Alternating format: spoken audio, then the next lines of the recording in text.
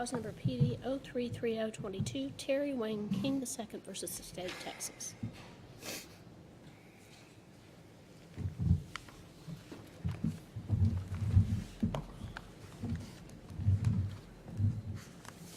May it please the court. My name is Victoria Oblon, and I represent the state of Texas in this case. This is a standing case in which the defendant bears the burden of proof, not an abandonment case in which the burden is on the state. Mr. King has failed to establish that he had a reasonable expectation of privacy in a truck that he drove for work after he was removed from the truck, and the truck, his employer regained possession and control of the truck. There are two Counsel? yes. Does he still have a property interest in his phone? He does have a property interest in his phone, and he has an expectation of privacy in the contents of his Right. phone. And that's a very big distinction, and the contents of the phone were searched pursuant to a warrant in this Right. case. Well, I guess what I'm getting at is that even if I agree with you that the police can go into this car or this truck, and he has no expectation of privacy in the truck, can he still challenge the seizure of his property that's there? No, once the expectation of privacy in the location is extinguished, then the police can seize items that are in that location. An individual, a defendant, retains an expectation of privacy in contents of items left there, whether it's a cell phone or concealed containers that may be in that location that there's a possessory or property interest in. But the cell phone itself is just like any other article of evidence, piece of clothing, that once the expectation of privacy in the location is forfeited, then the police have the right to seize those items. Okay, well, I guess that leads me to another question I just want to make clear about. This is not about the propriety of the search. This is only about whether the defendant can challenge the search and whether or not there was an expectation of privacy in the truck. That is correct. So we're not looking for exceptions to the warrant requirement. We're looking at just whether or not there's any expectation of privacy in the truck. That's the only, Yes. that's it. Okay. Yes, that is correct. The state conceded at in the trial court that the Oklahoma search warrant had expired at the time of when Mr. Feltman, the owner of the truck, went and retrieved the phone. So we're just looking at the expectation of privacy. And that is actually one of the kind of introductory points that I want to make, is that we are looking at the expectation of privacy in the truck, not the cell phone. And Did the warrant actually have an expiration date on it? the pursuant to Oklahoma statute, the warrant, I'm not entirely sure how many days under Oklahoma law, but Is it in the record? I mean, will we be able to see the actual warrant and see whether there's an expiration date on it? yes, the warrant is in Reporter's Record, Volume 7, pages 168 through 74, and I believe it is on the warrant. But even if the warrant expired, that doesn't take away the fact that the police had, presumably because a warrant issued, the police had probable cause to go into that vehicle and search it, right? That is correct. Yes. So to what degree, if any, does the automobile exception provide a right to go in even in the absence of a warrant? I think the automobile exception would apply to this case. In California versus Carney, the United States Supreme Court held that mobile homes are subject to the automobile exception, and in this case, there's been argument that because it was a long-haul truck, it was essentially a home on wheels, which would be a mobile home. So the automobile exception would apply. That exception was not relied on in the trial court, so whether it is law applicable to this case, the state has not argued at this time. Has the state taken any position with regard to whether the owner of the truck who went in to get the phone, whether that person was a state agent at that point because of the request from the police? We did not argue in any true sense in the trial court or on the Court of Appeals, but given the fact that Mr. Feltman received a phone call from police and was acting on their request, and then he was reimbursed for mailing the phone back, I think the state would see that he was a state actor in that regard. Counsel, just to reiterate, the automobile exception is an exception to the warrant that can justify a warrantless search. That's different than whether or not there's an expectation of privacy in the area to be searched. Yes, Okay. yes, that is correct. And when we're looking at the expectation of privacy in the location that's searched, as we've clarified, is the truck itself. The proper time to analyze that expectation of privacy is when the search occurred. And in this case, that was days after Mr. King's arrest, when his employer, Mr. Feltman, had already gained control of the vehicle. The Court of Appeals here, in analyzing the factors that this court has laid out in analyzing expectation of privacy, that's the possessory interest in the vehicle, whether they were legitimately in the location, whether they had complete domain and control and right to exclude others, whether they've taken privacy precautions, and putting the location to a private use. The Court of Appeals in this case improperly looked at the time of Mr. King's arrest and even backdated that to when he was driving the vehicle and how he used it as an employee using this truck as a long-haul trucker. Is this like a utility truck or an 18-wheeler that would have a bed and like a home on wheels? So the record is really not overly developed in that regard. There are no photos of the truck. There was no testimony regarding the truck. The only thing in the record regarding the type of truck is in the search warrant affidavit. There's a line saying that the truck was, that the police believed the defendant lived out of the truck, that he was a long-haul truck driver, that they believed that he lived over it. So I think it's a reasonable assumption that there was maybe a bed in the truck, something of that sort. Other than the fact that he might live in it, he didn't own it, did he? No, he did not own it. And at the time it was searched, was it something that he was using, or was it back at the normal course of business and the owner just went out and grabbed the phone? The latter. After the time of the search, Mr. King was incarcerated, and Mr. Feltman, was the owner, and Mr. King's employer had regained possession and control of the truck, and he went out to the truck. And that's, I think, important in this case because, like I said, at the time of the search, Mr. King had really no interest in the truck. As the owner and the employer in this situation, Mr. Feltman had exclusive control and possession of the truck. He could have taken everything out of the truck and thrown it away. He could have reassigned the truck to another driver. He could have done whatever he wanted to with the truck because he was the owner. And that also goes to the fact, in the Court of Appeals opinion, the court noted that really the only thing that deprived Mr. King of his expectation of privacy in the truck was his arrest and incarceration. But that's not true because Mr. Feltman, the owner, had regained possession. He got the truck. There's no, it's not clear in the record, where he had the truck located or what have you, but it is clear that he had control of it. He was able to access it. He went in the truck to gain the cell phone, retrieve the cell phone. And so it's clear that he had control and possession. Was there a standing issue raised by the state that he didn't even have the right to challenge the search of the vehicle? Yes, okay. yes. That was standing was the primary issue in the trial court and again at the Court of Appeals.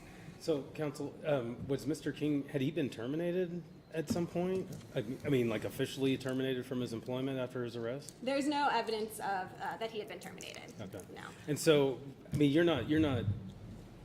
not contending that he didn't have standing at the time of the initial search. You're not saying he didn't have standing. Correct. Well, I mean, sort of explain to me then, at what point does he lose standing? Because obviously they don't know about the phone. So they only learned about the phone during the first search when he had standing. And then it's only later on when I guess the detective says, oh, whoops, we have a photo of a phone, but we don't actually have the phone itself. So when do you think he lost his standing? I think when his employer regained possession and control of the vehicle.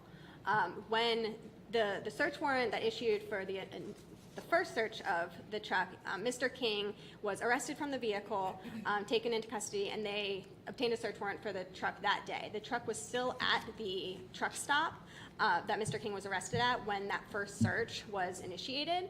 And then Mr. Feltman went to retrieve the phone days later.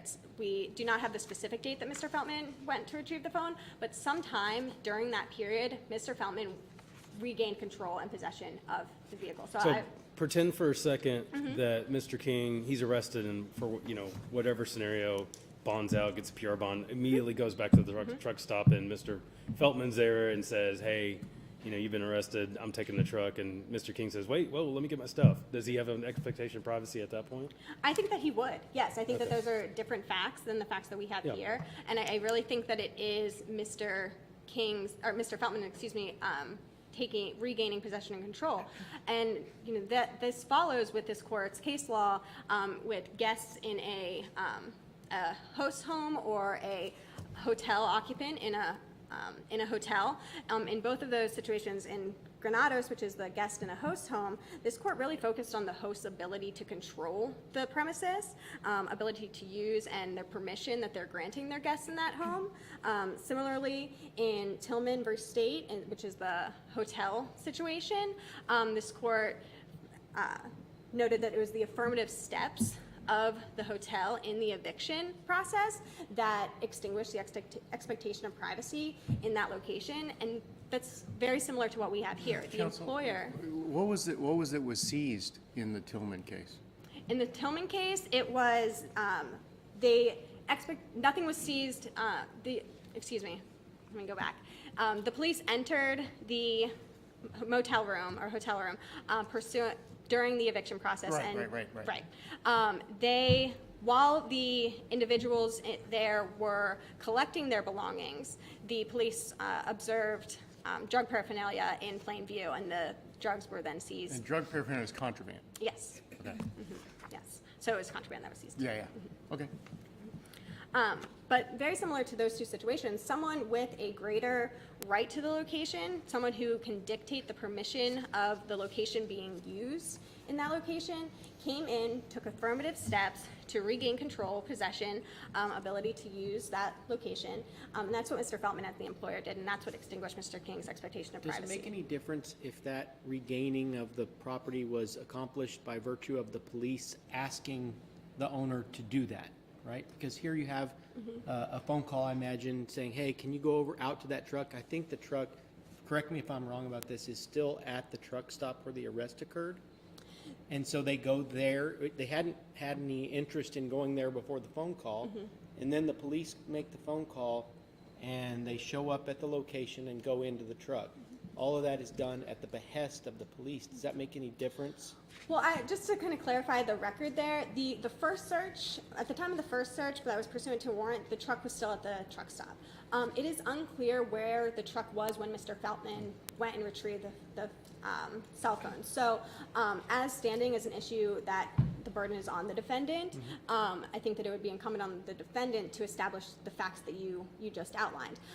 In the absence of such fact, and the fact that Mr. Feltman was able to readily go to the truck and retrieve the cell phone, because of that, that is not overly clear where the truck was at that point. I think it's the defendant's burden to establish that. But what if, okay, so let's assume for the sake of argument, then it's still out at the truck stop, all right? And assume they met that burden, although I don't know that they have.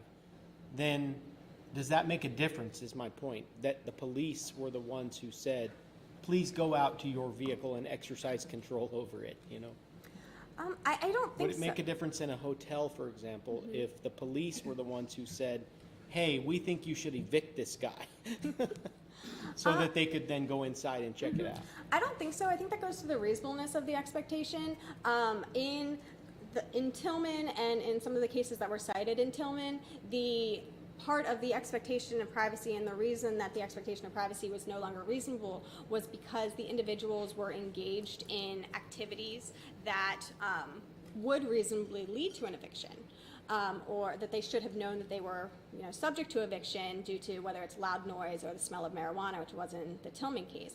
And so I think in this case, Mr. King, knowing that he was arrested and incarcerated, knew or should have known that his employer was going to regain control of his vehicle. The trial court pointed that out at the suppression hearing, that Mr. King knew that this was not his vehicle. He knew that it was, when he was arrested, it was going to be given back to someone with a greater property interest in it. So I think that goes to the reasonableness of his expectation. Yeah, but isn't part of Mr. King's job entails him sleeping in this truck, right? It does, yes. I mean, let's say Mr. King gets arrested and pretend we're on TV and you get your one phone call and he calls his employer and says, hey, I'm completely innocent. Please don't get rid of my stuff. Does he retain a property? Does he retain an expectation of privacy if he calls his employer and says, look, please don't do anything with my stuff. I plan on coming back to work at some point. does he retain an expectation of privacy if he does that? I think he would have a better case for that, yes. I think the record in this case is completely void of any relationship between Mr. King and Mr. Feldman, whether there was an employee-employee contract. That might change the situation as well. But the record that we have here is just a standard employee-employee relationship, which is at will, which would give Mr. Feldman the right to do whatever he wants with his So does that property. turn on Oklahoma law, what their employer-employee relationship is?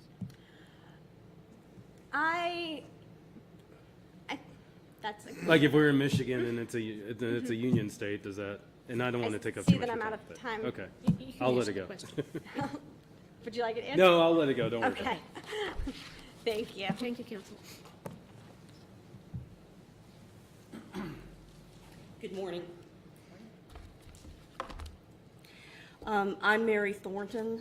I am from Fort Worth, Tarrant County, Texas, and obviously I represent Terry King in this case. If I could, because of the court's questions, I would like to give a couple of dates, several dates actually, because I think the dates in this argument are extremely important. This offense occurred in April of 2018, and Terry was arrested at a truck stop on July the 17th of 2018.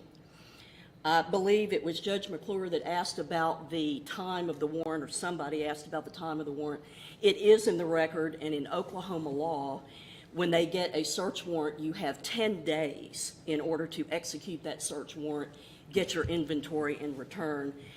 I would have to assume, and I believe that is also in the record, that that first day doesn't count. So he was arrested on July the 17th at that truck stop, and then they immediately, the Oklahoma police immediately procured that search warrant.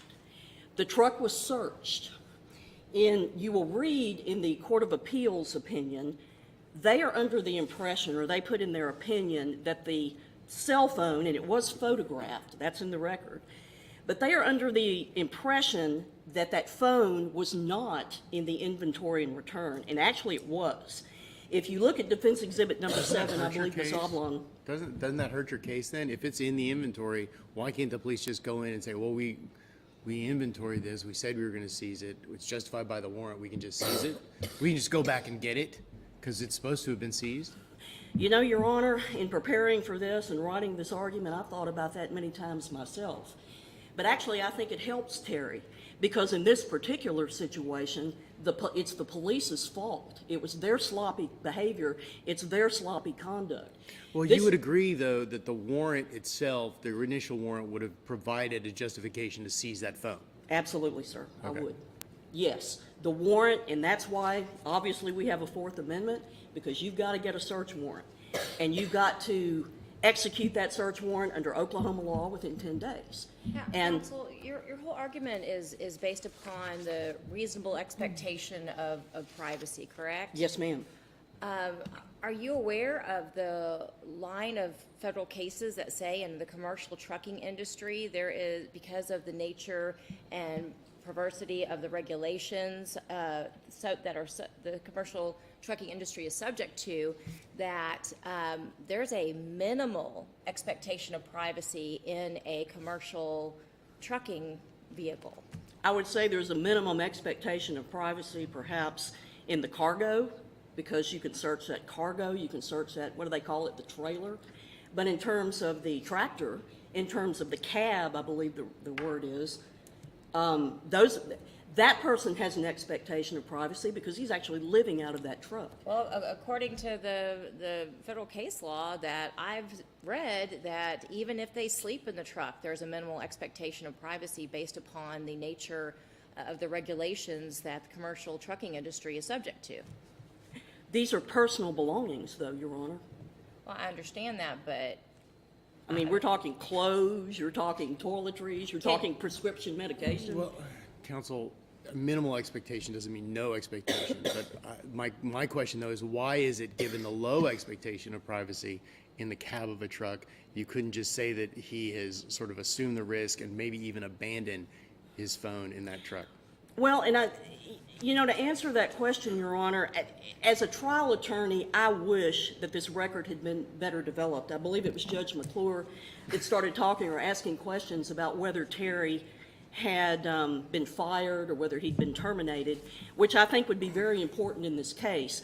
But it's your burden, right? It's your burden to show standing. So it's like to complain about the record when it's the defense's burden to show standing is kind of Well, purpose for you. And Judge, you're absolutely correct. It is our burden to show standing. However, had Mr. Feltman testified, we would have at least known whether Terry had been terminated or whether Terry had been fired or whether he had hired another employee to use that truck. But I will say this. As I said, the search occurred on the 17th. On the 24th, the return came. And then in between that time, from the 24th all the way to August the 9th of 2018, we know that that truck sat somewhere. It was at some point before August the 9th that Detective Hines called Mr. Feltman and said, look in that truck. I think we can draw a couple of conclusions about that, or at least inferences from that. Since he was able to look right in that truck, I think it's reasonable to assume that he hadn't hired somebody else, that he hadn't fired Terry. Recall also that Terry was in jail. Terry has been incarcerated since July the 17th. Whether Terry could have called somebody, whether Terry could have called, I think that's a misplaced. So counsel, let me just make sure I understand. If your argument is you agree with and conceptually with the state that if there's no expectation of privacy in this truck, then the warrantless seizure of the phone is perfectly fine. But if there's an Correct. expectation of privacy, then you can challenge the search. But if there's no expectation of privacy, the seizure of the phone's fine. Yes, sir. Okay. And I believe the cases that we've cited in our brief, we even went outside the jurisdiction. I believe one came from Connecticut, one was a federal case. But it talked about how when people were where they were supposed to be, but for whatever reason, the police came and arrested them, and they were under arrest, which is state action, then they can't assert, they can't call, they can't say, oh, seize my property. They can't, they can't call the employer and say, I'm in jail, please seize the property. And I also wanted to point out, the August the 9th date, you're talking about approximately 3 weeks. We know the warrant was stale, but I would submit, and I think we can infer from this, that, Mr. Feltman had not fired Terry. I think we can draw that inference. Was the truck sitting there the whole time? I'm sorry, sir? Was the truck sitting there the whole time at the truck stop, or did they tow it somewhere? I'm assuming it went somewhere, sir. I'm assuming it went back to the owner of the trucking company, Mr. Feltman, because when the detective called him, that's right. he was able to look right in the truck. Yeah, that's right. So, Why wouldn't law enforcement have the right to just do an inventory of the vehicle once they arrested the guy without a warrant? we had a case on that in the brief. Even an inventory search has rules. And in this particular case, I think the whole key and the crux to this case is you've got the Fourth Amendment. The Fourth Amendment says you need a warrant. The cops had their opportunity.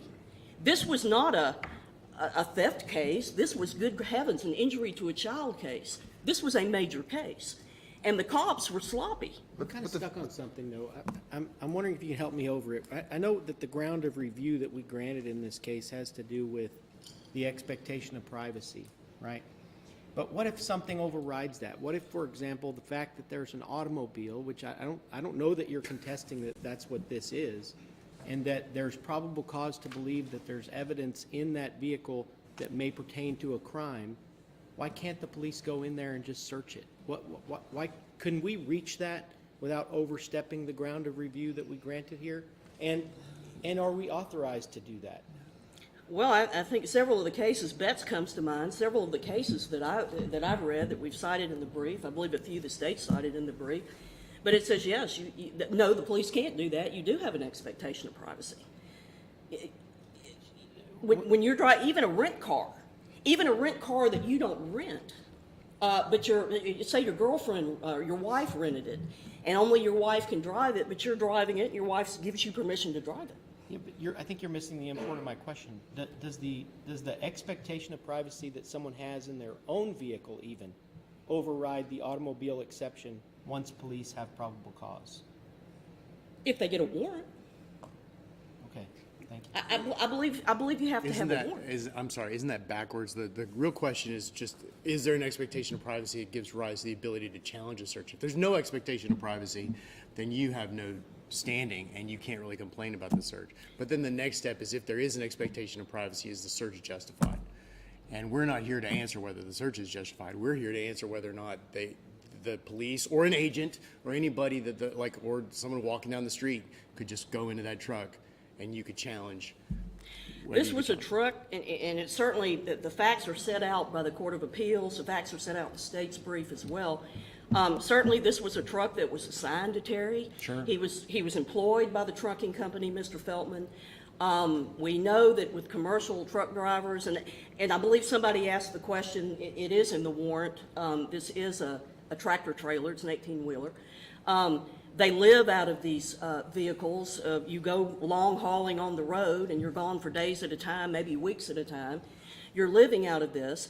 I think the state wanted to make an analogy in its brief, and it cites cases that talk about this being like a rental car. Right, but why isn't this just like the situation where you have in Tigman, where it's like, yeah, this guy lived out of all this stuff just like you might live out of a hotel, but this guy gets arrested and the truck, which doesn't belong to this defendant, goes back to the owner of the truck.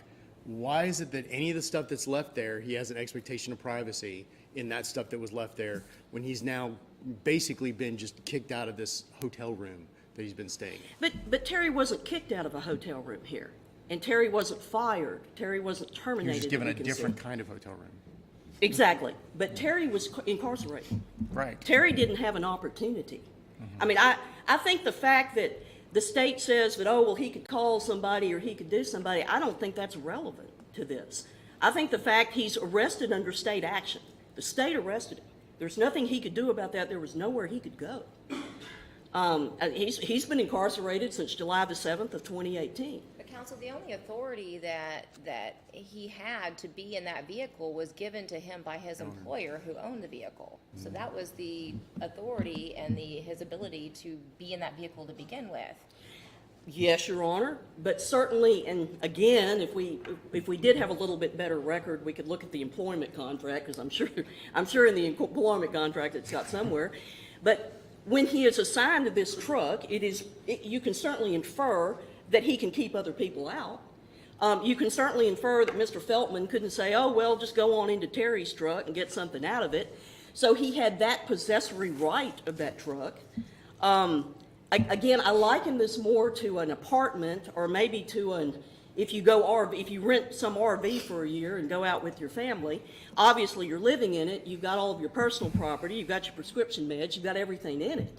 But in those cases, you're doing the renting, you're paying someone to use the vehicle, and in this case, Mr. King was being paid to serve a job for another person using ma'am. that other person's equipment. Yes, ma'am. But again, he has a possessory interest in the vehicle in the sense that he can exclude others from it. But he can't exclude his employer from it. Does he still really have a possessory interest if he's been arrested? I would say all the more that he's been arrested, Your Honor, because the fact that he's been arrested, that's a state action. Where can he go? He obviously couldn't post bond because he remained in jail. So does it make a difference why he was not able to return to work? Like, let's say instead of being arrested, he's walking in the truck stop parking lot and he trips and breaks his ankle and he's in the hospital for 2 weeks. Like, I mean, does it matter why he can't get back to the truck? I would say with what Ms. Oblon said, yes, I think that would matter. In all of the cases that we cite in our brief, it specifically states that everyone that had that expectation of privacy afterwards, that person was under arrest or there was some sort of state action there. But yes, I would distinguish that. But in this case, you've got somebody who's incarcerated. Really, Like, what happens in a hotel room or someplace where somebody's living for a month or two, they're paying the rent or whatever it is, they get arrested, they're put in jail, and there's materials left in that room. Doesn't the owner of the hotel have the right to go into that hotel room and clear it out and get those personal belongings and do whatever he wants with them? Well, Whether it's at the request of state agency or not? Your Honor, I believe there are a couple of cases in the brief, the Fogg case, Connecticut, there was another case in there that we've cited in the brief, and it specifically talks about that. One was, very briefly, the guy he was paroled, he had rented an apartment, and he paid a month's rent, and within that month's rent time, he gets arrested, and the police go in and search it pursuant to a warrant on a murder. They think he committed a murder, so they go in and search it. Well, then they get it, they miss everything. They get another tip, oh, well, the decedent's cell phone's in the wall. So then they go into the apartment. I think it's 5 days after this person should have, I think Mr. Fogg should have paid rent, and they go into that apartment and search, and the Supreme Court of Connecticut, I think if I've got the correct case, it's in the brief, states that no, he had a reasonable expectation of privacy. He hadn't been evicted from that room, from that apartment, and they actually had a record. They had called the owner or the manager of the place, and the manager said, sure, and he come out and, paid $450 in rent. Sure, he could stay there. They declared that he did have a Right, but possessory that's where he interest. has a possessory interest in it, and it's Connecticut law too, wherever it is. Yeah. But I'm just saying, this is a truck he doesn't even own, and it's left at a truck stop where it's subject to being towed, or the owner can call somebody and say, bring it back to our business because we're concerned about anything that might happen to it. This guy's just driving the truck, and he's paid to do it, and he has his personal belongings in it, but he's no longer there. But Judge, I believe he was arrested. He was at the truck stop with the truck. Right. It was a truck. Right, but once he was arrested, the truck was there, unoccupied, perhaps illegally parked, whatever. Certainly, the owner has the right to say, look, I want that truck back in my business, in my state. And had that been developed, maybe the owner might have said, well, this is a consensual search, but that owner wasn't called. Can the owner, let's put it, take it out of the context of law enforcement. This guy gets arrested and he's left his personal property inside the truck. Can the owner then just sell all of the guy's stuff? Well, if it were my truck and I left something valuable in there and the owner sold it, I'd certainly want to file a lawsuit on that. Okay. I would consider that my property. And I was rightfully in that truck, and I'm working for, and I'm making money for that owner, I have to presume. I'm assuming he's making money. He owns a trucking company. So I sure do think I have a possessory interest in that truck. Yes, sir, I do. I don't think you'd have a possessory interest, but you might have a property. A property, and I certainly have an expectation of privacy, and I'd certainly have the right to complain, yes. Well, once a warrant to search that truck has been executed, they've searched it, they've crawled all over it. How reasonable is that expectation of privacy at that point, given that he never retakes possession of it? Well, he had expectation of privacy at the time of the search with the warrant because they got a warrant. But after that point, after they've already searched it, doesn't that impact the reasonableness of any expectation of privacy? Terry doesn't think so, Your Honor. Does it make any difference No. that course it doesn't. what happened here with regard to the retrieval of that phone wasn't actually itself a search, but instead a seizure? Does It's that a seizure. Yeah, so does that make any difference to any of this analysis? Well, that's what we're arguing. It's the seizure of the phone. They got a warrant to search that phone. Right. So we're not arguing that. There was a valid warrant to search that phone, but they had the phone illegally. And the whole point of all of this is they could have had it legally. See, that's the thing. I'd asked you earlier, and I've asked this question a couple times now. If there's no expectation in of privacy in the place searched, you've said, like, if we determine there's no expectation of privacy, then it's over and they can get that phone. But now you're saying the seizure of the phone is different than the search of the place. Oh, no, the search of the phone, sir. Search of the phone. Yes, sir. They got a warrant for the search of the phone. Right, they did. But my point is that we're here to determine whether there's an expectation of privacy in the truck. If we say there's no expectation of privacy in the truck, does that pretty much decide whether or not the police were capable of seizing anything that they found in there? Yes. Okay. I believe that. I mean, So this there's whole not really a point- distinction between search and seizure here. It's just, if It's they could the search the residence, they could get the phone. It's the question of whether Terry has standing to complain. Right. And obviously, he has a subjective concept of privacy, and we believe, Sure, he's got a subjective expectation of privacy in his phone, but in the seizure of, in the contents of his phone or what have you, and maybe he thinks he has a subjective interest in possessing his phone. But whether that's objectively reasonable, especially if we say that there's no expectation of privacy in the area where the phone was, seems pretty hard pull. well, again, we believe it's an expectation of privacy that would be accepted by the public. But there's a difference between an expectation of privacy and an expectation of the right to possess something, a possessory right versus a privacy right. And so I think this may be an important distinction, and I wonder if we need to be careful about observing what we're talking about here. Are we really concerned about his property right, or are we really concerned about his privacy right? Well, in this situation, I think it's both. He has the expectation, and it's his property. Just to build on that, counsel, is there any line of cases that say a person has standing if their privacy or their property rights are affected?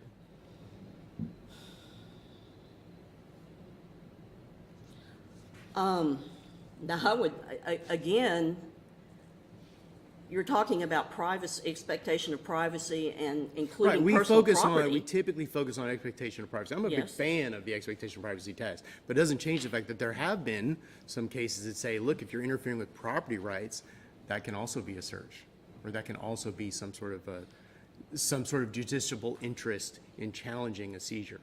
I suppose so, but I agree with you. I do think the issue in this case was the expectation of privacy and whether he had standing to contest that charge. And yeah, I think he has a property right to his phone, yes, I do. Okay. Thank you. Thank you, counsel.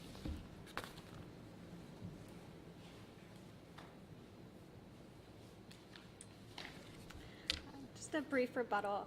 I'd like to start by, again, pointing out, and I think it's rather clear, that standing is an issue that the defense has the burden on.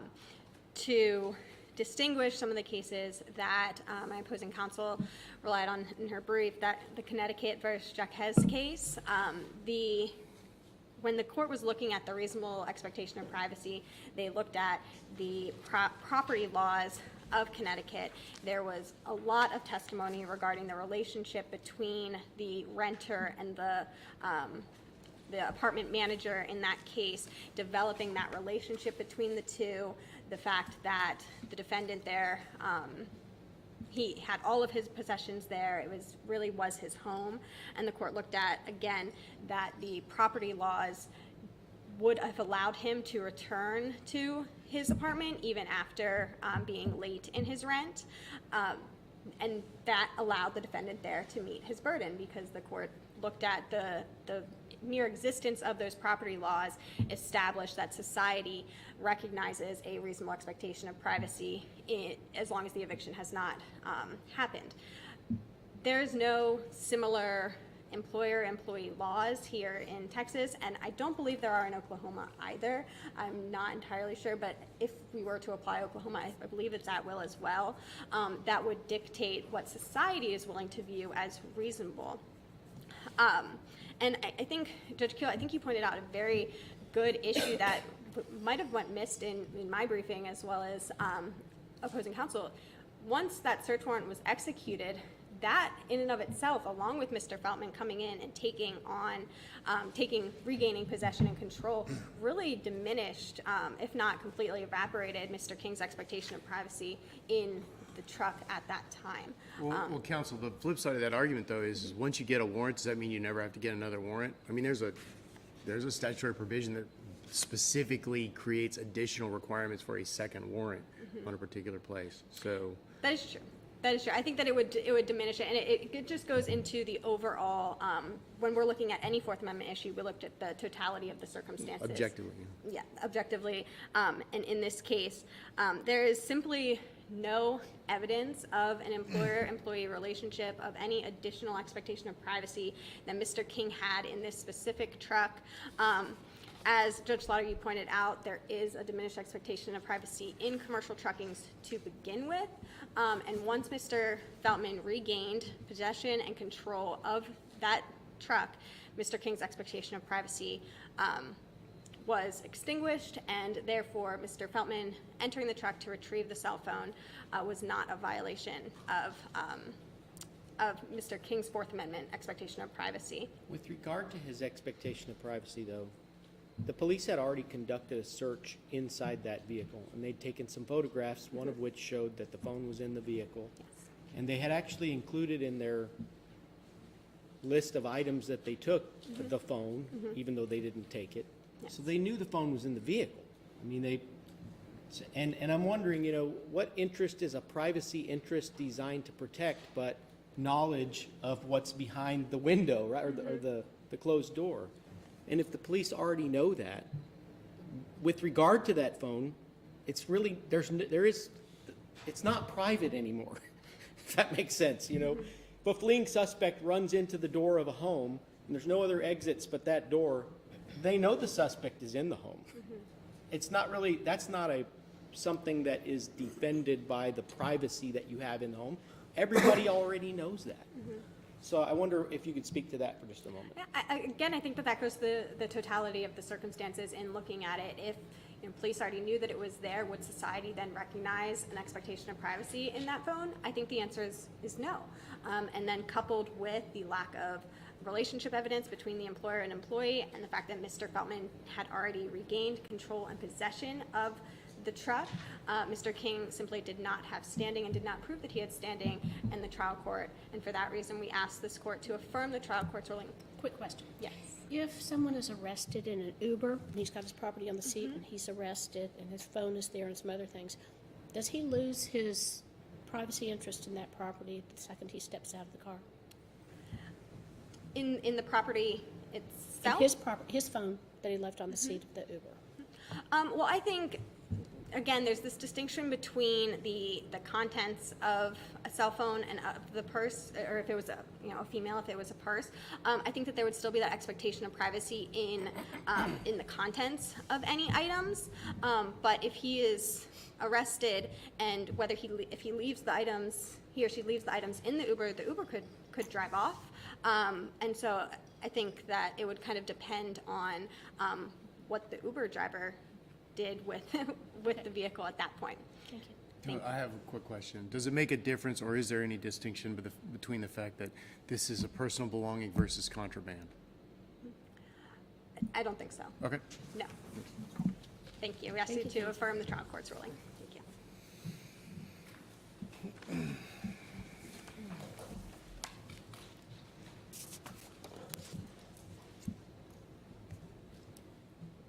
Call now, cause number PD 023922, Andrew Shirley Jr. versus the State of Texas.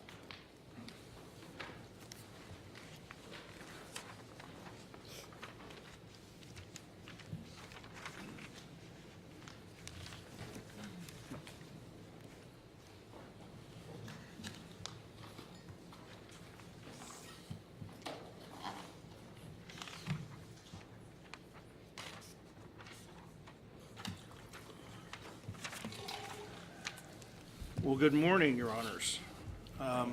Before I begin, can I say what an honor it is to be before you today. I am usually slugging it out in the trenches of the trial level. This is my first and maybe after today only opportunity to talk to you today. I hope I don't mess it up too bad. If I'm not asked back, I guess I'll know why. But just be patient with me if you would, and I appreciate it. I will say that seeing a few familiar faces makes it a tad less intimidating, not much. Okay, so why are we here? Counsel? Yes, Would you ma'am. please say your name for the record? See, they told me to do that, and I didn't do it because I'm nervous. Okay, my name is Adam Brown. I'm here for Andrew Shirley in this case. So we're here today to basically answer three questions that were presented by the court. The first one has to do with whether or not the suspension of the requirement for registering your vehicle, the suspension of that was, the governor was able to do that under the Texas Disaster Act. Now, of course, I don't think that I need to go into much detail about the history of. Counsel, I just want to ask really quickly, I know you're nervous and I apologize for jumping in, but at the trial level, was there an argument that the statute had been suspended by the governor, or was the argument that DPS was no longer enforcing these things? Well, again, okay, so at the trial level, Your Honor, remember that we're dealing with a motion to revoke probation. Right. Which is. Not a motion to suppress, that's right. It's a whole new animal, right? And Right. it even has a different standard that we're looking at. Yeah, so I think, again, I know the trial level attorney, he's very, very good. This was kind of, for all of us, it was kind of a nuance, right? It was something new. And so I think Throughout the COVID thing, everything evolved. Like, yes, there was an it was- evolving case. It had to be flexible, absolutely. I think where the gist of it is that they were trying to see whether or not the police department was enforcing the law, or whether they was going along with the suspension, right? And we're probably, I imagine, going to get into that because there's a good faith argument, and I know y'all are hopping to get to that point of it. But to answer, Well, actually, I hadn't gotten to the good faith argument. I'm still just asking you whether the argument at the trial level was that the statute had been suspended versus whether the argument, or was the argument there, it's simply not being enforced. Because those are two different things. sure, I think the argument was that it was not being enforced by okay, it's kind of a double negative. The argument was that the police department, despite the suspension, was still using it for probable cause. Okay. That's what it was. And then there was also some testimony, and again, I will admit, Your Honor, the testimony is a bit vague. There wasn't really a specific, well, did you know about the suspension? Did you just ignore it? Right. Well, It's a revocation. Right. What are we dealing with here? I think, honestly, Mr. Wells, who was the trial attorney, kind of saw something and jumped on and latched onto it, which is what they should do, right? Yeah, right. So, at any rate, that's what I think they were trying to figure out.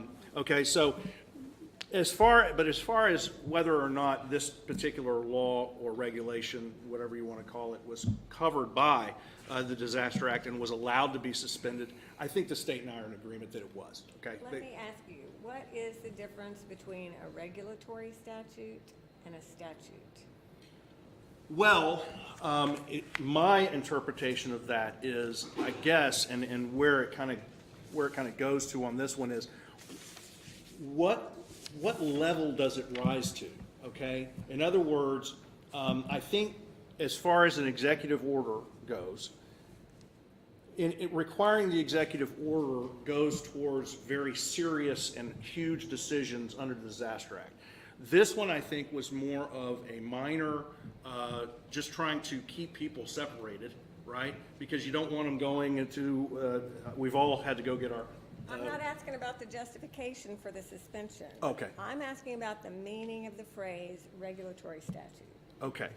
I would have to kind of look at that, Your Honor. I don't really have specifics on that. I'm All sorry. right. And what provision of these transportation code statutes prescribe the procedures for the conduct of state business?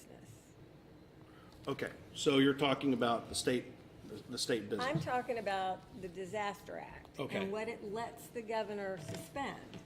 Right. The governor gets to suspend provisions of statutes that prescribe procedures for the conduct of state business. These two transportation code statutes start out, a person commits an offense if, and defines these little crimes. How are those prescribing procedures for the conduct of state business? Okay. Well, again, I think that I don't really have an answer for you, Your Honor. I apologize. I don't. But you would say they don't, right? I'm sorry. That I think your position would be that the governor did not have authority to suspend those statutes because they're not, what Judge Keel said about the Well, he would procedures. want the governor to have that He would want authority. the No, governor. yes, ma'am. No. Oh, right. He would want the governor. Sorry. So if the governor can suspend these statutes, Greg's your then buddy. the state, the law enforcement can't enforce them. That's your position, right? I'm sorry. repeat If the yourself. governor gets to suspend these criminal statutes, Yes, these ma'am. statutes defining these Class C misdemeanors, Yes, ma'am. then the police had no right to stop your guy for violating these particular statutes. That's correct. All right. Yes, ma'am. And therefore, they couldn't do whatever happened. Yes, ma'am. It should have all been suppressed. Yes, ma'am. And then I guess what flows from that is whether or not the police, what duty do the police have to know that, right, that it's suspended, and then apply the law at that point, okay? So that's something that we're also going to argue today as well. But to kind of carry on, But you can't say how these statutes have anything to do with the conduct of state business or procedures prescribing the conduct of state business or how they're regulatory statutes. That's not part of your argument here today. that is not, Your Honor. Okay. But, yes. That's yes, all ma'am. right. So I have one more question Yes, that's sir. also kind of precatory, and that is, you know, in your brief, you cite Article 1, Section 28 of the Texas Constitution. The provision that says that no power of suspending laws in this state shall be exercised except by the legislature. So how do you get beyond that? How does your argument proceed beyond that point, knowing that this statute seems to do exactly what that constitutional provision in the Bill of Rights of our Article 1 of our Constitution, how does your argument go any further beyond that constitutional mandate?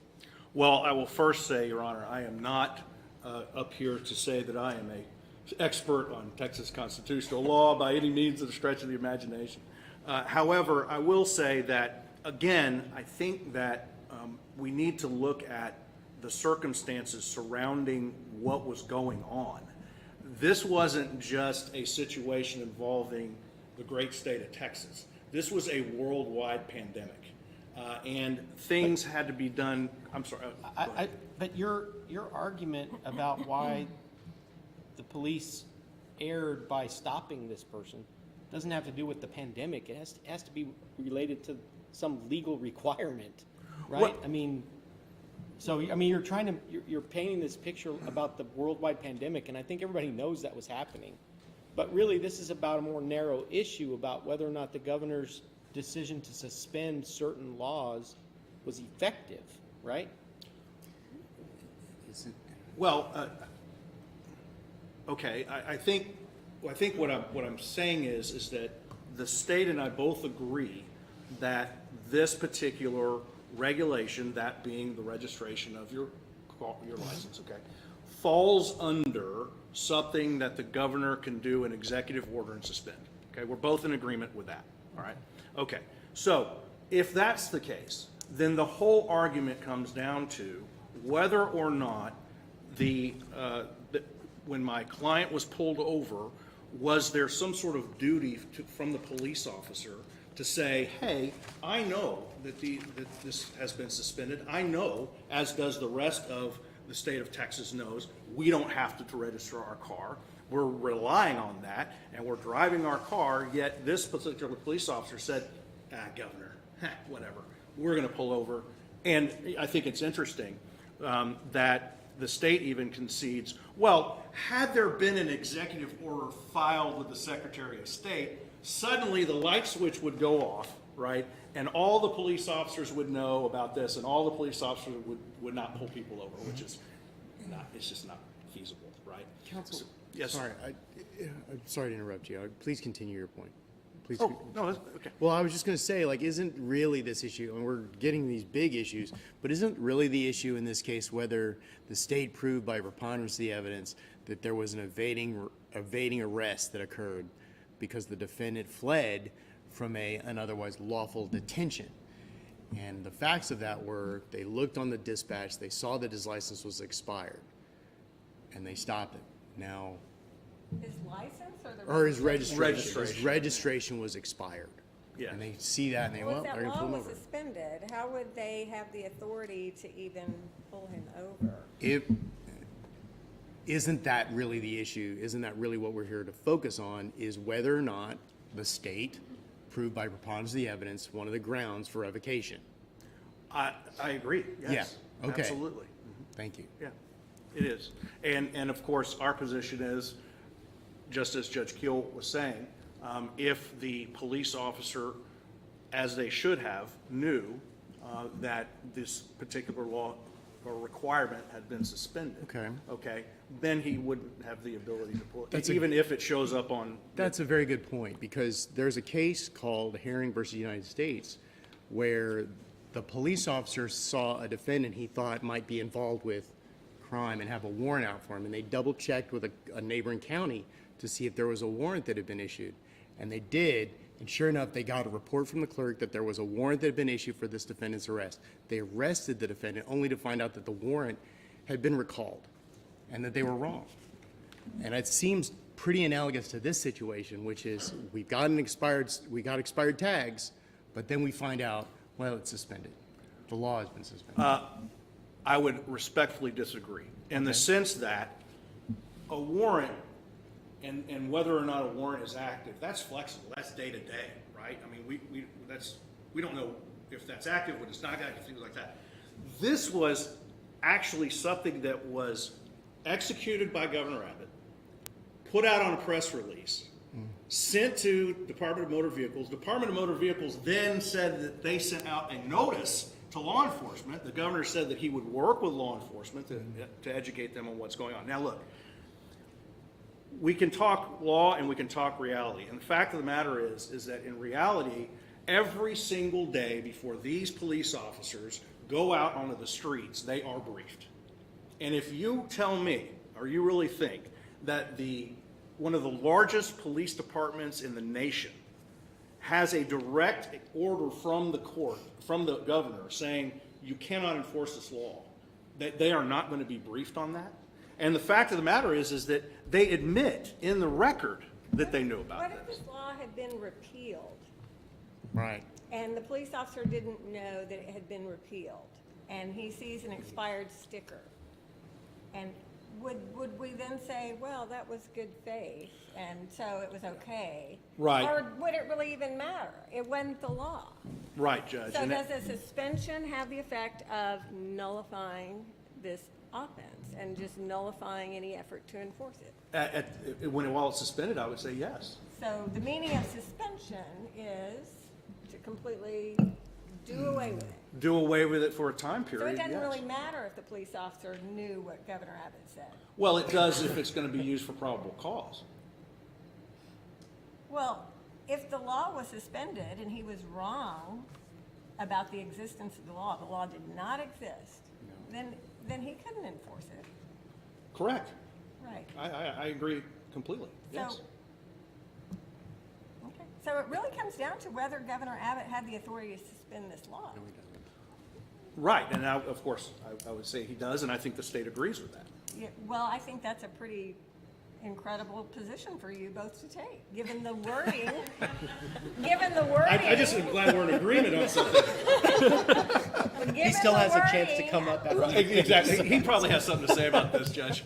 The wording of the Disaster Act is very specific. It is. And seems to have nothing to do with when a person commits a crime. That's what these statutes are about, these transportation, a person commits an offense then. The Disaster Act is talking about the conduct of state business, procedures for conduct of state business, regulatory statutes. Well, I mean, I guess we could split hairs, Your Honor, about, this being. Do you think I'm splitting hairs by looking at the language of the Disaster Act? No, I'm saying Okay. that I'm splitting hairs with you, which I've done on many occasions, actually, in the past. But point being is, Your Honor, is that I think that the way that the governor looked at this is that it was. I don't care how the governor looked at it. I'm asking about what the statute says. Okay, well, I would interpret it as saying that this is something that is administrative in nature, I guess.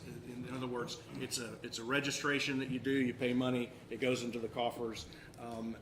Whether it's a crime, it is technically under the transportation code. You can get ticketed for it, you can get fined for it.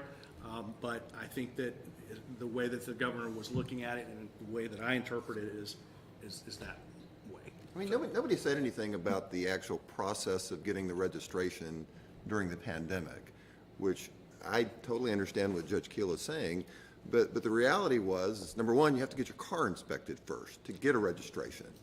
And trying to get your car inspected during the pandemic and the quarantine really was like an act of Congress, trying to find somebody who'll get in your car and test it and go through all the mechanics of that. And then you have it inspected, and then you have to get to the registration office hoping that somebody's actually working there to do it. Was that ever presented in the hearing? Like, you can't even get your car registered if you wanted to. Well, it was not. I didn't. I couldn't get it done in Well, San Antonio. remember, I didn't drive. I was thinking about this, and I remember bringing home bags of groceries and wiping them down with Clorox, for crying out loud. You know, I mean, it was just kind of crazy. And you're right. Of course, again, you know, as I was saying before, this was a motion to revoke hearing, and so I don't think that they went into detail about that, but I am certainly aware of the difficulty. I don't know if that justifies what Governor Abbott did or not. I'm sure it was in the back of somebody's mind that we've got all these millions of people in the state of Texas that can't even get their cars inspected to get them registered. And I think the focus, again, was trying to keep people distanced, right? And anybody that's gone and gotten their license or registration done, you're right, it's a two-step process. You get inspected, and then you go downtown and you do that, and you get the little ticket. Yes, absolutely, and I think that's what they were trying to do. And again, in the midst of the pandemic, everyone's just trying to do the best that they can at this point. So that's all I've got. It was, again, a great honor to talk to y'all. Thank you. Thank you, counsel.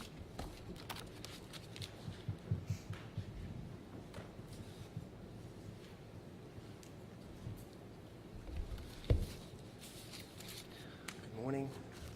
My name is Zachary Gibson. I'll be representing the state of Texas, presiding judge. Count, you're going to need to speak Sorry, up, buddy. sorry. Presiding Judge Keller, may it please the court. My name is Zachary Gibson for the record. The facts of this case are basically uncontested. The appellant was driving a vehicle which had an expired registration. I don't think anyone disputes that. Prior to the appellant's traffic stop, the governor issued a press release claiming that he was waiving the requirement that people renew their vehicle registrations due to COVID. The dates given in the press release Mr. Gibson, Yes. what's the difference between a statute and a regulatory statute? That I am actually not sure what a fine line would be. I believe regulation in Black's Law Dictionary just means to control by rule or restriction, which I think most statutes would meet that definition. As to your question to Mr. Brown about whether this was involving state business, the reason why the state decided not to contest that as an abstract proposition, we contest whether an officer was legal in making the stop. We believe it was a legal stop. But as for whether it involves state business, it is true that it does say it is an offense. But then what it's an offense to do involves state agencies. You have to go to a state agency and use them to renew the registration. So yes, it involves, like, if you're trying to keep staffing minimals low in person at state agencies, required staffing at the places where you need your vehicles registered, even if you're doing it by mail, that does affect the conduct of city. It is a statewide requirement. So do you think the governor had the authority to do that? That's the million-dollar question, right? Well, on one of the grounds, as an abstract proposition, we do believe that he does. On the ground on repealing or not enforcing the car registration? Yes, and that is simply because what was at issue here were an agency of the state being required to issue a registration. You also have, whenever you go get your car inspected, I think this is common knowledge, that first of all, that requires in-person contact. So that's going to involve the COVID pandemic, but then they also run it through a state database. Counsel, but under the Texas Constitution, what's your authority for saying that the governor had the authority to suspend these sorts of laws?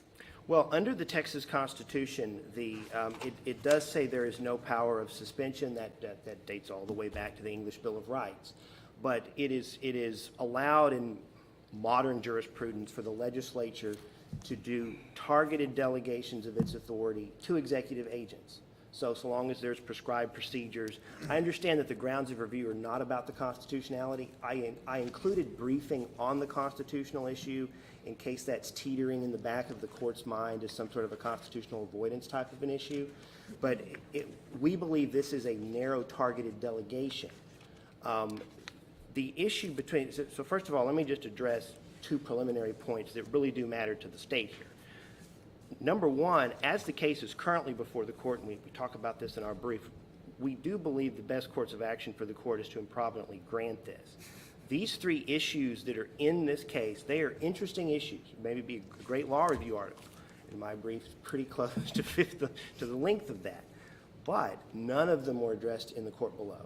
There is not a single sentence about this. This was addressed on preservation. Now, the appellant might think that's wrong, and let's assume for the sake of argument that is wrong. Preservation is a systemic requirement under Texas law. If he doesn't get that preservation holding below reversed, he is done. And he has not challenged that here with the ground of review. I know he talks about it in a footnote, how he thinks it's wrong. So we think this should be improvidently granted. in the Counsel, courts. what is the preservation argument? The preservation argument is very simple. Number one, I think our best authority for this issue is the Garcia case. Again, this wasn't talked about below either. Usually under Fourth Amendment, when you're talking about that, you do have a preservation requirement. Here we're dealing with sufficiency of the evidence to support a revocation simply because the legality becomes a substantive element. But this court recently in the Garcia case said just because you talk about something under the guise of sufficiency doesn't necessarily mean a preservation requirement is not required. We accept sufficiency to review guilt innocence determinations in a jury trial or a bench trial. We concede you do not have to preserve that under Texas law. In federal court they do, but it's under Texas law, we concede that. But here it's a judge-only proceeding. Argument is made to a judge, and it's a judge being reviewed on abuse of discretion. And the unfairness of not having a preservation requirement to the trial judge is evident in this case. Here the argument to her, as she understood it, it's not just about how he articulated it. We cite the areas where the judge is saying, here's my understanding of their argument. DPS had a policy of not issuing tickets, and she thought that was their objection. Now, if that's true, you can make that objection, but that is clear under cases like Wren versus United States that policy enforcement decisions don't affect the Fourth Amendment. So now, by not having a preservation requirement, you can then do a bait and switch on appeal. You can say, well, actually, the law was different. Now, when you don't have a preservation requirement, you can do that. But for all the reasons in the Garcia case, when you're in a case like this where you're dealing with an appeal from a judge-only proceeding, it's a revocation hearing, you can articulate to the trial court, hey, I think this is not a valid, they haven't proven their case because of X, Y, and Z. And he made an argument like that. It didn't include this argument, but he made it like that. Number two, it's not preserved. We talk about in our brief that her understanding was this was a policy enforcement of DPS, not a, he does use the word suspension, but he's using it in a way that led her to believe, and I think everybody in the room to believe, that it was a DPS policy, not suspension as it goes back to the Stuart Kings, where that which is unlawful becomes lawful and vice versa. It was that understanding. As to the merits, on the first question presented, we do believe this fits the definition. Now, it may be a close case. I accept there's not a lot of litigation about this. The split amongst the lower courts of appeals, which my understanding is many of these cases are still pending down the hall in the Supreme Court of Texas, is about whether the governor can suspend a local law. Does it have to be statewide? That doesn't really apply here. This is a statewide law. What Yes, ma'am. provisions of these two transportation code statutes regulate the conduct of state business or prescribe procedures for the conduct of state business? Well, because, and of course technology is always failing on me, I had the text ready to go. It would be the section, I believe it's the first one cited in the first ground, 502407, and it says that it is a person commits an offense after the 5th working day, the registration for the vehicle expires, and then one, I'm paraphrasing, he drives it on a highway. That yes, it's true that regulates what the individual is doing, but to enforce this, to make this regulation enforceable, this state agents, state employees, state offices are all required to make this occur. Well, couldn't the governor have suspended the provisions that regulate the way they do that, the way they issue the registrations, the way they accept the applications for them, the way that they do their business, not what the individual is doing here under these. I very well believe that may have been the intention, because the actual press release lists more statutes. Regardless of the intention, there are statutes that regulate the way that the transportation department operates, aren't there? Yes, ma'am. Yes. Well, but that might be. He could have suspended those statutes, right? I believe his intent was to do some of them, but to answer your question, there may be a fine conceptual distinction between you have a law that makes it a crime to violate a regulation. And if you have the authority to suspend the underlying regulation, but not the statute making it a crime to violate the regulation, No, that may I'm be. saying the way that they issue. He could have suspended the provisions about the way they issue the registration or the way they require you to apply for it. He could have Yes, done a ma'am. lot of things besides just saying these criminal laws are suspended.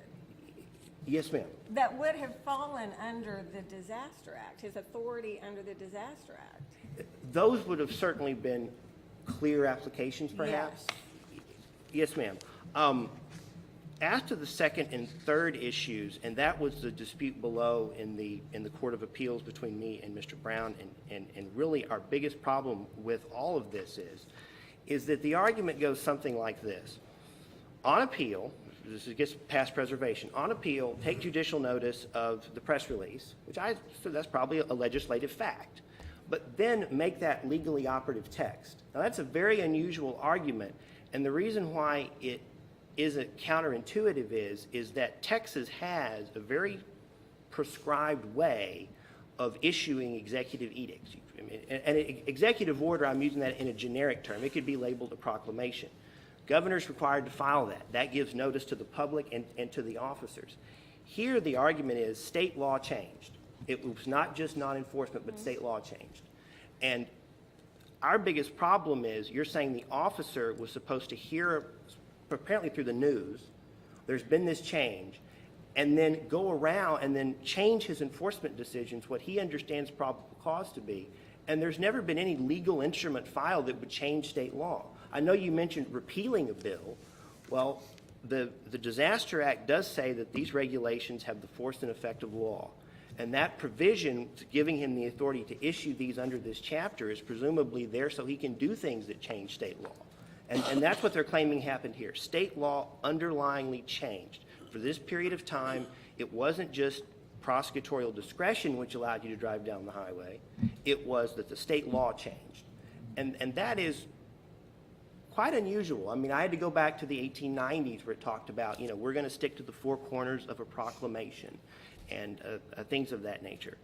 On the third ground of review that was granted, our argument is very much this, which is we don't believe state law changed. There was no executive order, no proclamation, no regulation was filed. And again, it's under Hine versus North Carolina, or Heinen, I've heard that said both ways.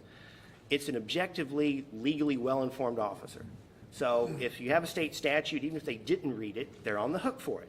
Conversely, if something is not the law, we presume that they know that as well, even though the officer on the scene probably doesn't. He's just going by what his supervisor says. Here, even if this court under grounds 1 and 2 says, well, the governor has the authority and you don't have to file an executive order or do anything in the official edicts of the governor to suspend an actual statute, we can still win on ground 3, which would be the narrower ground, and avoid some very difficult questions of executive power by saying, well, a reasonably trained officer, objectively reasonable officer, hearing about there's been a requirement that DPS isn't going to issue tickets. I've heard about it in the news, but there's been no statute filed. An objectively, legally well-informed officer could say, this traffic stop is still lawful. And that, we believe that's actually the correct legal answer with no executive order. But it is certainly the way to bypass some very difficult questions of executive authority that are not necessary to the disposition of this case. If we went on ground 3, grounds 1 and 2 can just be assumed, and it disposes of the case. You would assume what under ground 1? Well, you could assume, for the sake of argument, you wouldn't hold that, but you could assume the governor has the authority. You could assume even Mr. Banks' argument. He doesn't have to issue an executive order. But then the question is, because that is such a novel introduction in Texas jurisprudence, to have no executive order, no proclamation, no official act filed, you can then still decide the stop is lawful. An objectively well-informed, legally well-informed officer could come to that conclusion. But even if the governor had issued an executive order and jumped through all the hoops in the world, Yes, ma'am. how in the world are these two transportation code sections that say a person commits an offense if, how are they prescribing procedures for the conduct of state business?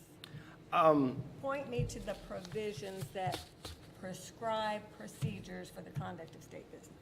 Well, first of all, the state would certainly win under this argument, so I don't want to contest it perhaps too hard, but I don't have anything, I don't have anything new to say about it other than what I've already said, that you're dealing with. I guess I You're didn't dealing hear with- you point to the Sure. procedures. Well, the procedure, so the actual transportation code just says it makes it an offense, but then what it makes an offense, so this is 502-407A, a person commits an offense, and then one, operates on a public highway during a registration period, a motor vehicle that has attached to it a license plate for the preceding period, and it's no longer valid, which is A2. Now that involves state business. You cannot get your car registration renewed, your driver's license renewed, without state agencies involved. I mean, if you live in Harris County, I don't know if inspections are required in all counties, but if you live in Harris County like me, you have to go and physically have your car inspected for the emissions test, which then requires them to use a state database to then enter the information. So state agents are involved in what has to be done for a person to comply. If you were to shut down the government's regulations that make this occur, but then leave this in effect, you would have a statute that would be impossible for people to comply with. So it does involve state business. Our contention has never been with that. It's been what an officer would think, that this could be prosecutorial discretion. And a lot of things are done that way. There are a lot of things, I mean, marijuana diversion in many counties is understood by most officers follow it. But if push comes to shove and you have a marijuana case based on the smell of marijuana, just because you had a policy of prosecutorial discretion doesn't mean that the probable cause based on the violation of the statute is gone. It's the statute that controls. Counsel, does the governor's order, would the governor's order say that, have the effect of saying that the registration was no longer expired? Correct, and that, well, I mean, this is part of the problem with not having a legally operative text and relying off of a press release. This issue came up, a similar problem in the expiration of the driver's license things and the Attorney General opinion that's cited, which is, well, how do you deal with the federal regulations which say, well, what's your expiration date? And it has one that's lapsed. The answer is I am not sure what a legally operative text would say. It could perhaps say all licenses are hereby renewed to an X date in the future. I just want to know what Sure. the governor said. I mean, in this case, and what you're relying on to say that what the governor issued had the effect of saying, even though your registration says it's expired, it's not actually expired. Well, let me be clear about that. I was only conceding the very first point, which is an abstract proposition. Would this statute fall into that? That's a question that the court added. We are not conceding that the press release, which I have here, did that in a legally operative sense. Say it was legally operative. Sure. Then would that press release of what the governor said have the effect of saying that even though your registration is expired, it's not actually expired? I am not so sure that it would, again, back to my point about a press release as operative text, because it just says the following regulations and rules are suspended under the governor's disaster declaration. Then it lists the sections that are affected, and then that's all it says. Now, usually in these cases, there are several press releases on the website where they'll have a press release that hypes up what the governor's doing, then they'll have a link to legally operative text. Does it, okay, I think I understand where, and I'm hoping that I understand what Justice Slaughter is saying. Is the suspension suspending the offense, or is it suspending the registration requirement? First of all, the press release actually doesn't have legally operative date, so I would say if this were a legally operative text, it would have a lot of problems being enforced in court. It could just go on indefinitely. The dates mentioned in the brief, I think, come from like a DPS website, but the press release does mention 502-407, which is what makes violating the other provisions criminal. So it's a case where you have regulations prescribing what the state has to do. So it's suspending the registration requirement, but it's leaving the statute that says it's an offense if this.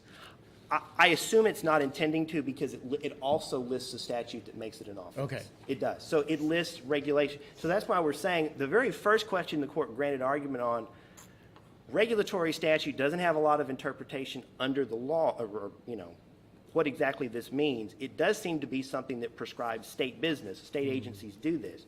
But then whether this is legally operative text, and we're now at the CCA. This is also my first time here. It's very nice to be here, as Mr. Brown pointed out. We still do not have what we would usually have in this case. Usually you'd go to the Texas Register and just look and find it. I read 13 sub-volumes of the Texas Register trying to find this. And this was not long before the brief was due, because I had just assumed whenever I was working on this case in the Court of Appeals that they'd filed something. And I just kept looking and looking and looking and clicking and Googling, and it's just not there. And again, that's why the briefing in the Court of Appeals, our main argument here, if the court wants to reach the merits, and we think dismissing this improvidently granted is the best thing to do with this case for the procedural problems with it. If the court doesn't just dig the whole thing, dismiss is improvidently granted. I don't mean anyway, if it doesn't, we think then the best path, they would just need to reverse on preservation. If this court disagrees with that, vacate and remand to address the 3 grounds that were granted, because none of that's dealt with in the opinion below. I have one more question, if you don't mind. I think I recall on about page 2 of the lower court's opinion, Court of Appeals, the court said something about maybe there was another officer who told the detaining officer that there was another reason to pull him over because he had failed to use a turn signal. And so I don't know if the trial court made any findings of fact about whether or not that was true or not, but does that constitute any kind of an impediment? I mean, if it is true that there's an alternative basis to justify the stop, then are we just arguing about a potential advisory opinion that we might issue here? Well, there is a problem, if I can just answer this fully, there is a problem with an advisory opinion, going back to my beginning comments, because if you address these 3 grounds that you granted on, and you don't reverse on preservation, then the whole thing is just dicta. But number 2, on that ground, the testimony was he didn't put on his turn signal before leaving a private parking lot. That may be true, but that's not a traffic offense. I think that was dealt with below, we conceded at I think 2 of the courts of appeals have looked at that. There's just no requirement when you're leaving a private parking lot. If he'd done it on a highway, maybe, but there wasn't. Okay. There just Thank wasn't. Thank you all very much.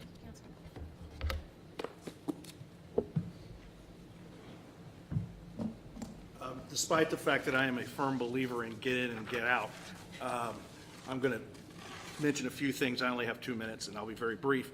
I wanted to answer your question. He answered it correctly. Yes, down at the trial level, I believe they determined that was not an offense. Okay. In addition to that, it was kind of a weird thing because a plainclothes police officer actually saw that, radioed, I assume, or contacted a police officer in a shop who then pulled him over. So that's what happened. I would like very briefly to talk about the preservation aspect of this that was brought up.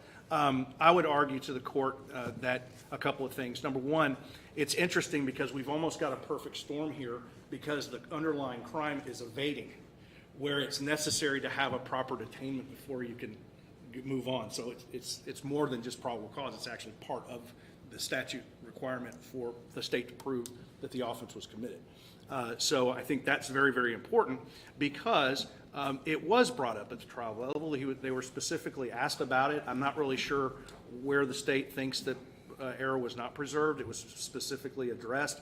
It's up to Counsel, didn't I actually ask you that question at the very beginning? The argument below was whether DPS was enforcing this, and then on the appeal, it was whether the the governor has the authority to suspend. And those are 2 different arguments, and that's, I think, what they're getting at. Yes, I would agree with that, Your Honor. If I did not make that clear before, I agree with that. So at any rate, again, it's up to the burden's on the state to prove that. Yeah. And so that we would say that preservation was there. Again, it was a thrill to be here today, folks. Thanks. Thank you, counsel.